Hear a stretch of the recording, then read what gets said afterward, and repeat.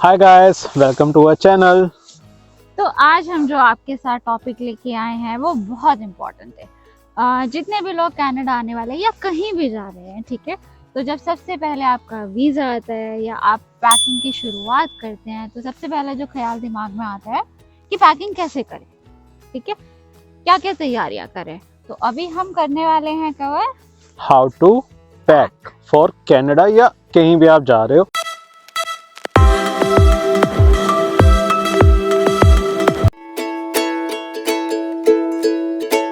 हम इसमें things to pack cover नहीं कर रहे क्योंकि एक ही वीडियो में इतना सब बताना हमारे लिए भी मुश्किल और आपके लिए भी कि उसे इतना सब सुनना। राइट। ठीक, तो अभी आज हम टॉपिक कवर कर रहे हैं कि हाउ टू पैक। तो जैसे आपका वीज़ा आता है तो आप सबसे पहले क्या करते हो, तो हमारा पॉइंट नंबर 1 है बुकिंग, टिकट्स की। तो सबसे पहले आप टिकट्स बुक करते हो। जब भी आप टिकट बुक करोगे तो आपको जो सबसे पहले ध्यान रखना है कि उसमें आपको कितने बैगेजेस अलाउड है। ये नॉर्मली क्या होता है, हमारे माइंड में प्रिजम्पशन होता है कि एक बैग अलाउड है, नहीं जी 2 बैग अलाउड होते हैं, तो ऐसा कुछ नहीं है। सबसे पहले चेक करो, किसी किसी फ्लाइट में 0 बैगेज भी अलाउड होता है। तो आप जब टिकट बुक कराओगे, खुद कर रहे हो या एजेंट के थ्रू कर रहे हो, मेक श्योर कि उसमें कितने नंबर ऑफ बैगेजेस हैं। और जो टिकट का प्रिंट आउट होगा उस पर भी आगे लिखा होता है इस पर्सन के लिए दिस नंबर ऑफ बैगेज, इसके लिए इतना, तो उसके अकॉर्डिंग आप अपने सूटकेस खरीदो। और स्पेशली जैसे आप एयर कनाडा बुक कर रहे हो तो अब कई बार उनके रेट कम होते हैं। राइट। तो आप ये मत सोचो कि अच्छा रेट कम है तो 2 बैगेज प्लस एक कैबिन बैग अलाउड होगा ही होगा। नहीं, उनका कई बार एक ही चेक इन बैग होता है और एक ही कैबिन बैग। हाँ। और जैसे इन्होंने बोला कि केवल कोई बैग अलाउड नहीं होता, तो उस केस में क्या होता है कि सिर्फ कैबिन बैग अलाउड होता है और वो उनके लिए, जैसे जो बिजनेस पर्पस के लिए जा रहा है 2 दिनों के लिए 3 दिनों के लिए, तो उसे वो सूट करता है।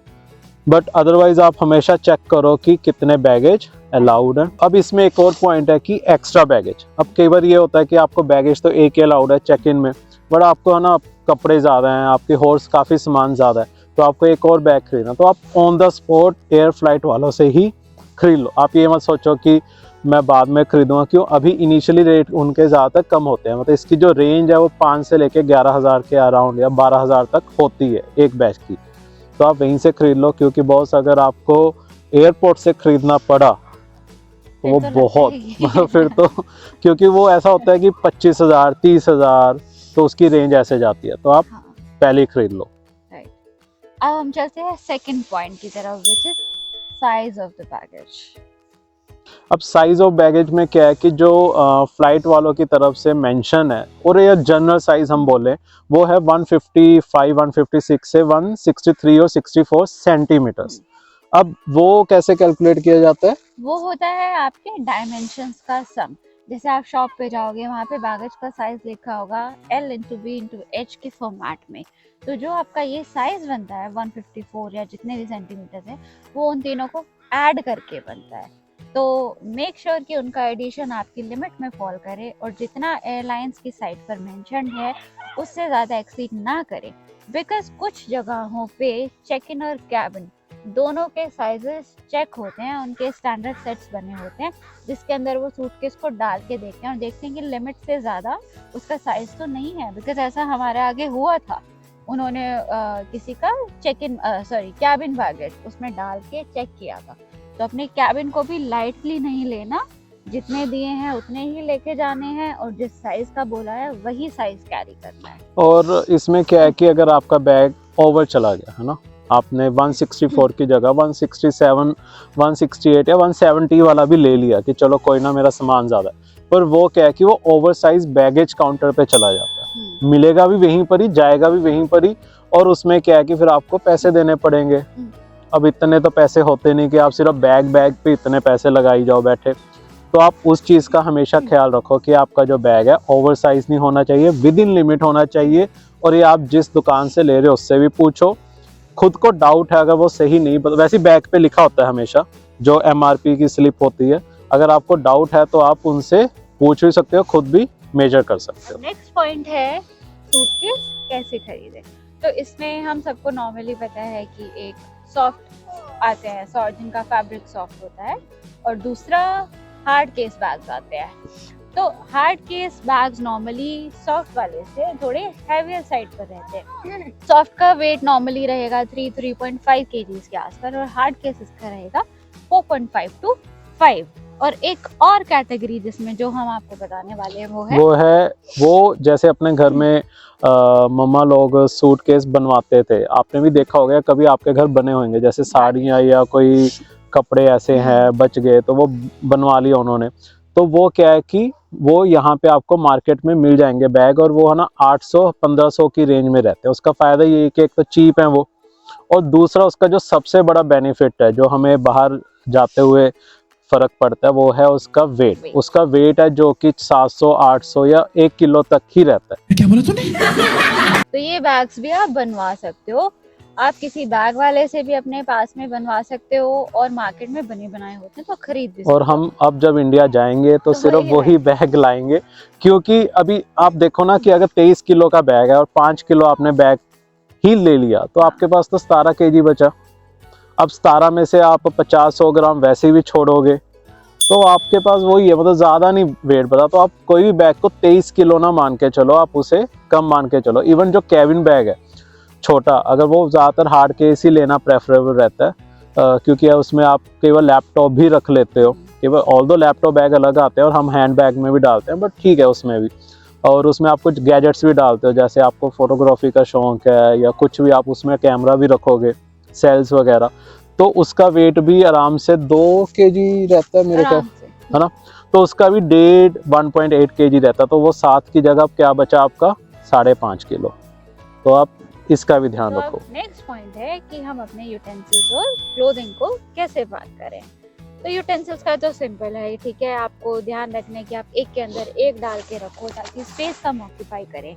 और तीसरा, अगर आप कोई लूज खाने का आइटम कैरी कर रहे हो, जैसे कि मसाले हो गए या आप कुछ दाल या कोई भी चीज़ें इनिशियल स्टार्टिंग के लिए अपना कैरी कर रहे हो, तो उनको अगर आप कोई बॉक्सेस भी ला रहे हो तो उन बॉक्सेस के अंदर डाल दो, ठीक है, ताकि बाय चांस अगर आपका कोई सामान खराब होता भी है तो आपके बाकी कपड़े या किसी और चीज़ को नुकसान ना करे सूटकेस के अंदर। तो या फिर जैसे कुकर भी अगर ला रहे हो तो उसके अंदर भी आप अपने मसालों के पैकेट को डाल के पैक कर सकते हो, ताकि आपका बाकी का सामान सेफ रहे। और जहाँ तक बात है कपड़ों की, अब कपड़े क्या है कि हमने ऑब्वियस है पैकिंग करने से पहले बहुत सारी वीडियोस देखी हैं।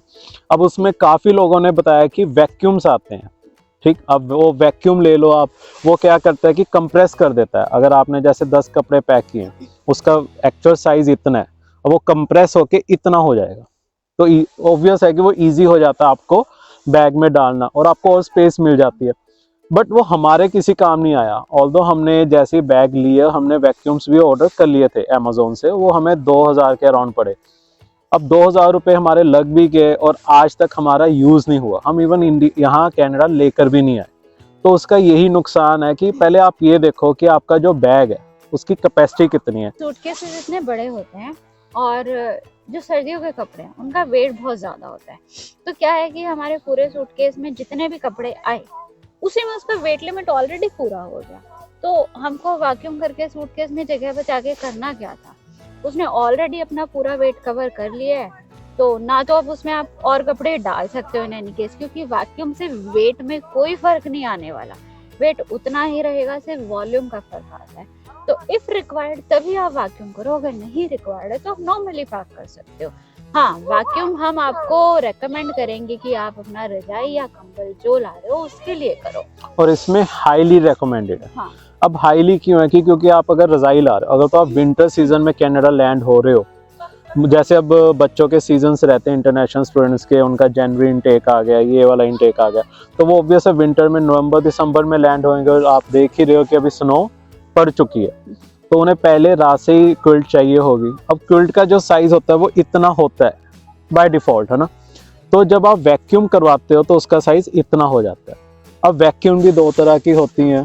तो नॉर्मल वैक्यूम में क्या होगा कि वो इतने से इतनी हो जाएगी, पर फिर भी उसका वॉल्यूम बहुत ज़्यादा रहता है, आपको पूरा का पूरा सूटकेस एक रजाई कवर कर देगी, ठीक है। तो उसके लिए हम रेकमेंड करते हैं कि आप हाइड्रोलिक वैक्यूम कराओ, जिसमें कि वो बहुत हेवी मशीन्स के साथ उसको प्रेस करते हैं और आपकी रजाई जो है ना, जो इतनी सी शुरू में, वो उससे ना इतनी सी हो जाएगी। अच्छा, इतनी हो जाएगी। वो एक्चुअल में उसका जो साइज है वो इतना हो जाता है। हमने भी पहली बार करवाई थी हाँ। क्योंकि हमने वैक्यूम करवा लिया था नॉर्मल। अब शॉपकीपर्स आपको बोलते हैं कि सर हम करते हैं, तो हमने करवा लिया, हमारे 500-600 भी लगे उस केस में। बट हमें जब हाइड्रोलिक वैक्यूम का पता चला, तो जब हमने हाइड्रोलिक करवाई तो उसका एक्चुअल में साइज इतना रह गया। और उसका जो चार्जेस लगे हैं वो 50 रुपये पर केजी। अगर हमारा 3 किलो का क्विल्ट है तो 150 रुपये लगा, अगर 6 का है तो ज़्यादा से ज़्यादा 300 रुपये लगा, तब भी 500 तक नहीं पहुंचा। चीप एंड द बेस्ट, और वही लोग मैक्सिमम करवाते हैं जो यहाँ पे आते हैं। हाँ, बट एक चीज़ है जिसका ध्यान रखना, जब आप अपनी हाइड्रोलिक वैक्यूम प्रेस्ड रजाई को यहाँ लाके खोलोगे तो उसके वॉल्यूम में फ़र्क आ जाएगा। अगर वो पहले इतनी फ्लफी थी तो उसकी 30% फ्लफीनेस थोड़ी कम हो जाएगी, क्योंकि वो इतने दिन तक इतनी टाइटली प्रेस्ड रहेगी। पर हाँ, वार्मथ में कोई फ़र्क नहीं आता है, बिकॉज हमने भी जो लाया था उसका वार्मथ में आज से हमें कोई डिफरेंस नहीं लगा। लेकिन हाँ, रजाई हमारी इतनी मोटी से थोड़ी पतली हो गई है। अब वो ऐसा होता है ना, जैसे आपको शॉक लगता है किसी को करंट, ये क्या? तो बाल ऐसे खड़े रहते हैं। अब वो क्या है कि बैठ चुके हैं, बैठ गए। अब उसका जो साइज है वो कम हो गया। हाँ, गर्मी अभी भी उतनी देर है वो, बट साइज उसका एक्चुअल में बड़ा डिफरेंस तो है। आपको करंट ना लगे इसलिए हम पहले बता दे रहे हैं। और ये सब है जो हमने भी फेस किया है। हमने काफ़ी वीडियोस देखे हैं, उसमें अभी तक हमें ऐसा नहीं मिला था, और हमने फिर वही पैसे लगाए इस चीज़ के ऊपर। जैसे वैक्यूम करवाया और वैक्यूम खरीदा कपड़ों के लिए, तो वही चीज़ हमारे 2500-3000 रुपये लग चुके थे तब तक। आई वुड से कि ज़्यादा लगे, हमने 2-3 चीज़ें वैक्यूम कराई थी उस केस में, तो ज़्यादा लग चुके थे और वो नुकसान भी हुआ हमें। जैसे बर्फ़ पड़ चुकी है तो लोग अपने यहाँ पे पेट्स को घुमाने लेके आए हुए हैं, और उन्हें ठंड भी नहीं लग रही है और हमें तो लग रही है भाई। तो वो गिर भी नहीं रहे और ये गिरी जा रही है। उन्हें ज्यादा एक्सपीरियंस है बर्फ का, और हमारा पहला। तो गैस अगला, अभी वो थोड़ा पीछे है बर्फ की वजह से, वो बड़ा धीरे धीरे चल रही है, बट अपन शुरू करते हैं इतना। तो आजा। तो अगला पॉइंट है हमारा क्लिंग रैप। अब क्लिंग रैप क्या होता है कि जैसे आप नया बैग लेते हो तो उसमें स्क्रैचेस लगने का डर लगा रहता है, तो वो उसे स्क्रैचलेस बनाने के लिए उसे फाइनली शी इज हियर, तो उसे स्क्रैचलेस बनाने के लिए आप उसे क्लिंग रैप से कवर कर लो। बहुत सारे लोग अपन बेकिंग या कुकिंग में भी यूज करते हैं कवर करने के लिए। अगर उसको 2-3 ड्राफ्ट दे दे तो उसी पे स्टिक हो जाता है, ऐसे नहीं हटता आराम वैसी एक इमेजिनेशन बता देता हूँ, नॉर्मल अपना पॉलीथीन की तरह ही है, बहुत पतला होता है और वो थोड़ा चिपक जाता है। हाँ। तो जैसे ही आप अपना हार्ड केस बैग को मोस्ट, क्योंकि सॉफ्ट में ज़रूरत नहीं है क्योंकि उसमें स्क्रैचेस नहीं पड़ते, मेन है ये तो हार्ड केस के लिए है। अब वो बोलते हैं कि ये स्क्रैचलेस है, बैग्स में लिखा होता है, पर ऐसा कुछ नहीं होता। आप उस पर है ना पेन चला के देखो, स्क्रैच पड़ जाएगा, तो उसे रैप करना है उससे। और दूसरा ये भी है कि जब आप घर पे भी पैकिंग करोगे तो क्योंकि इतनी जल्दी तो होगी नहीं, खलेरा फैला रहेगा बहुत दिनों तक, तो आप ऐसे फर्श पे खोल के रख दोगे सारे सूटकेस, और क्या उसको इधर से उधर खींचते रहोगे, तो वो खिंचाई में भी ना, जब भी आप सूटकेस को ड्रैग करोगे फर्श पे, उस पे स्क्रैचेस आ जाने, आपके कनाडा पहुंचने से पहले ही वो सूटकेस की ऐसी हो जानी है। तो बेसिकली आपको फर्श पे कोई भी चादर बिछा के रख दो या फिर उसे नीचे कोई भी लेयरिंग दे दो, ताकि आप उसको खींचो तो उसके ऊपर स्क्रैचेस ना आए, सूटकेस सेफ रहे। और अगला पॉइंट है कि जैसे क्लिंग रैप है, अब वो आप घर पे तो कर लोगे, और घर पे ही करना, हाँ। क्योंकि आप एयरपोर्ट से करवा तो सकते हो पर उसकी कॉस्ट पर बैग बहुत ज़्यादा पड़ेगी। हाँ। हमने क्लिंग रैप मार्केट से आपको कोई भी स्टेशनरी से मिल जाएगा इजीली, और वो 80 रुपये में आपके 2 बैग हो जाते हैं, तो एक इतना पैक आता है, 2 हो जाएंगे। अब एक चीज़ और है जो इम्पोर्टेंट है, वो है नेम टैग्स। आप वो कोई भी स्टेशनरी से ले सकते हो, उसका पर्पस क्या है अपना। अभी बहुत बार होता है क्या है कि एयरलाइंस में सूटकेस ना मिसप्लेस हो जाते हैं, इधर उधर हो जाते हैं, ठीक है, क्योंकि अभी कुछ टाइम पहले हुआ भी था किसी हीथ्रो एयरपोर्ट पे हुआ था। तो आप वो नेम टैग पे आपका नाम, जिस जगह आप जाने वाले हो, डेस्टिनेशन, वहाँ का एड्रेस, इंडिया का नहीं देना बस। हाँ, इंडिया का मत देना, वरना आपका सूटकेस को इंडिया में डिलीवर कर दिया अगर उन्होंने गलती से, तो आपको फिर से ऑल्दो वैसे उस पे एक स्लिप लगी होती है, तो उस पे सारी डिटेल्स होती हैं, बट फिर भी एज अ सेफ्टी आप उसमें लिखो अपना नाम, एड्रेस, और मेल नंबर। आईडी, हाँ, और ईमेल ईमेल आईडी। हाँ, और नंबर भी आप लोकल कनाडा का ही दो, किसी का भी जो भी आपके नॉन या रिलेटिव या जहाँ भी आप जा रहे हो उनका नंबर दे दो। तो इसमें मेन है कि जो नेम टैग है उसमें आप 2 नंबर दो।